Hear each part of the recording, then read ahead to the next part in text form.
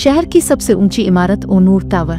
दिन के वक्त एक आम कमर्शियल प्लाजा लगती थी, शीशे की दीवारें, तेज रफ्तार लिफ्ट्स, चमकती हुई लाइट्स। मगर रात 12 बजे के बाद इस इमारत का वजूद बदल जाता था, जैसे दिन और रात में ये दो अलग जगहें हों। मैं वहाँ सिक्योरिटी सुपरवाइजर की नाइट ड्यूटी करता था और मेरी जिम्मेदारी थी कि 12 बजे के बाद हर फ्लोर चेक करूं, क्योंकि इस इमारत में एक गैर सरकारी फ्लोर होने की अफवाह बरसों से चल रही थी। लोग कहते थे कि लिफ्ट कभी कभी ऐसी मंजिल पर रुक जाती है जो नक्शे में मौजूद नहीं, शुरू में बातों को महज कहानियां समझता रहा। मगर इस रात जब मेरा साथी इमरान अचानक गायब हो गया, तब मुझे अंदाजा हुआ कि कुछ चीजें कहानी नहीं होती। वो रात गैर मामूली तौर पर खामोश थी। इमारत के अंदर एसी की हल्की गूंज के सिवा कुछ सुनाई नहीं दे रहा था। सीसीटीवी की स्क्रीन्स पर सब फ्लोर नॉर्मल दिखा रहे थे, मगर लिफ्ट नंबर 3 की स्क्रीन बार बार ब्लैंक हो रही थी, जैसे कोई अंदर से इसे देख रहा हो। मैंने वाकी टाकी पर इमरान को कॉल दी, मगर कोई जवाब नहीं आया। आखिरी बार वो इसी लिफ्ट के करीब देखा गया था। मैंने लिफ्ट का बटन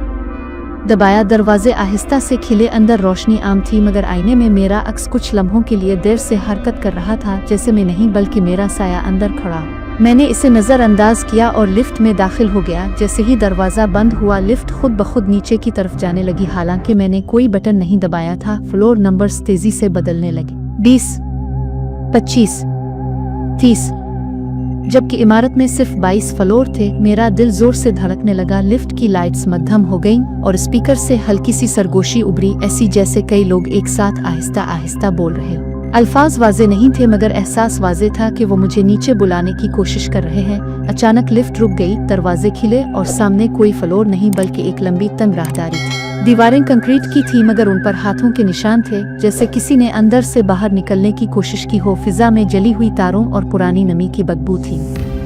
पीछे हटना चाहता था, मगर लिफ्ट मेरे पीछे बंद हो चुकी थी।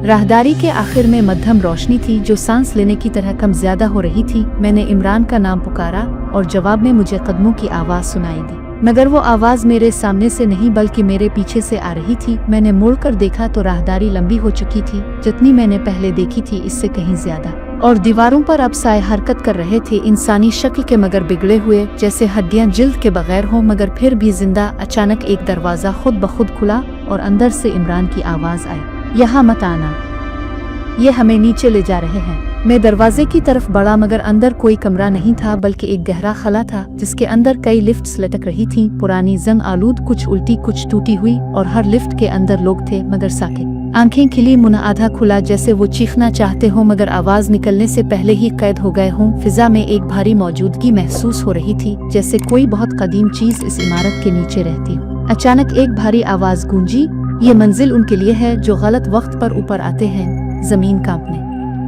लगी, राहदारी के फर्श पर नंबर्स उभरने लगे, मगर वो आम नंबर नहीं थे बल्कि तारीखें थीं, पुरानी तारीखें, वो दिन जब लोग इस इमारत में लापता हुए थे। मुझे एहसास हुआ कि ये इमारत नहीं बल्कि एक दरवाजा है, एक ऐसी जगह जहां जनवत इंसानी खौफ से तवानाई लेते हैं। हर लिफ्ट एक पिंजरा है, हर फ्लोर एक धोखा। इमरान अचानक मेरे सामने नमूदार हुआ, मगर उसकी आंखें खाली थीं। इसने मेरा हाथ पकड़ा और सरगोशी की, जो एक बार यहाँ आ जाए वो कभी मुकम्मल वापस नहीं जाता। इसी लम्हे लिफ्ट नंबर 3 दोबारा नमूदार हुई, दरवाजे खिले। अंदर अंधेरा था, मगर बाहर की दुनिया की आवाजें सुनाई दे रही थीं। मैंने पूरी ताकत से खुद को अंदर फेंका, दरवाजे बंद हुए, लिफ्ट ऊपर जाने लगी, और जैसे ही मैं ग्राउंड फ्लोर पर पहुंचा, सब कुछ नॉर्मल था। सुबह हो चुकी थी, पुलिस आई, रिपोर्ट बनी, कहा गया कि इमरान ने नौकरी छोड़ दी, कोई गैर कानूनी फ्लोर मौजूद नहीं। मगर इस रात के बाद लिफ्ट नंबर 3 को सेल कर दिया गया।